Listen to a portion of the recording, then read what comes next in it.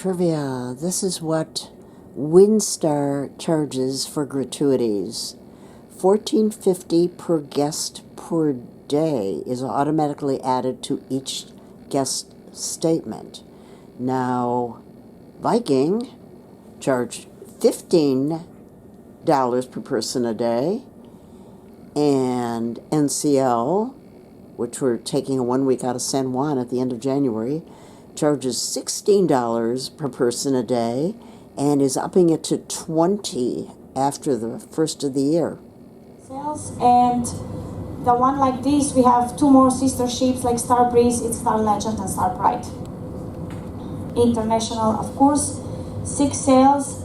The max speed is 10 knots with an engine, and along with the wind on the sails, 15.8 knots total. Let's do a little hindsight is 2020. I wish I could do a completely accurate hindsight is 2020, but I can't because you never know what the outcome is going to be of anything. You know, you're doomed if you do, you're doomed if you don't. As a person who has visited New Zealand twice before on land tours, 2 weeks at a time, seeing something new and different every time, this is my big takeaway. Do not take a cruise around New Zealand. I consider it worthless because almost all the sites are internal. You dock in one place and all the tours go away from the sea. There are very few excursions that involve the sea. It depends upon the time of year, of course. It's not whale watch time. Whale watch time is in the New Zealand winter, and it's now the New Zealand summer.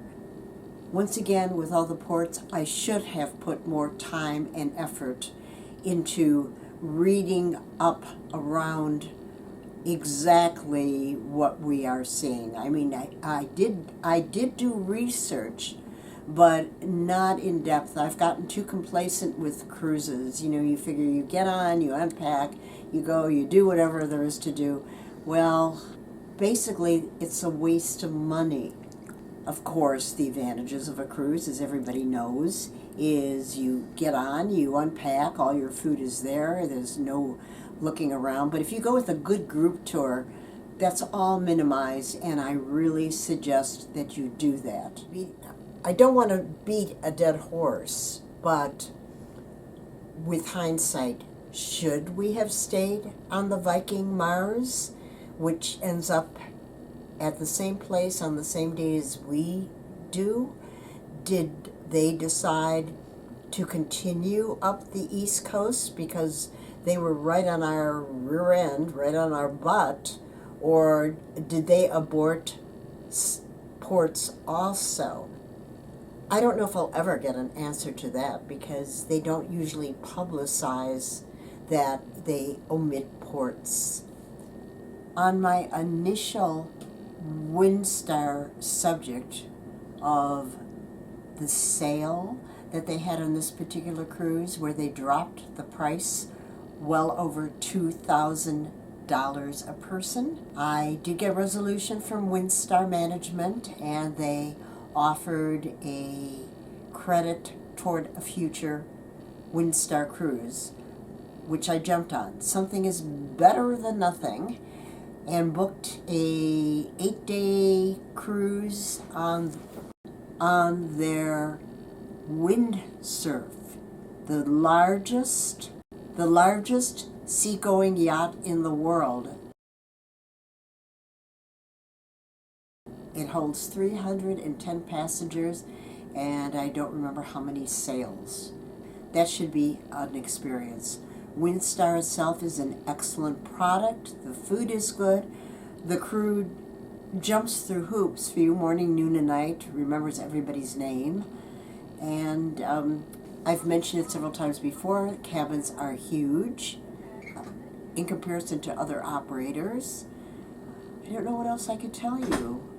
But here we are, we've got 3 days at sea, and all that runs through my mind, today's big activity on board that they're trying to keep passengers busy is a towel folding class. I can learn how to make little ducks and geese and everything out of towels. I don't think you're going to see me there. Or I can learn how to cha-cha.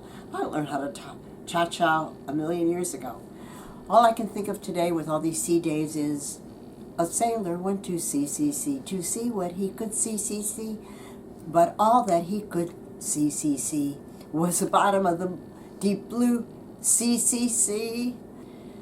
We are going to arrive in Auckland on January 9th instead of the morning of January 10th.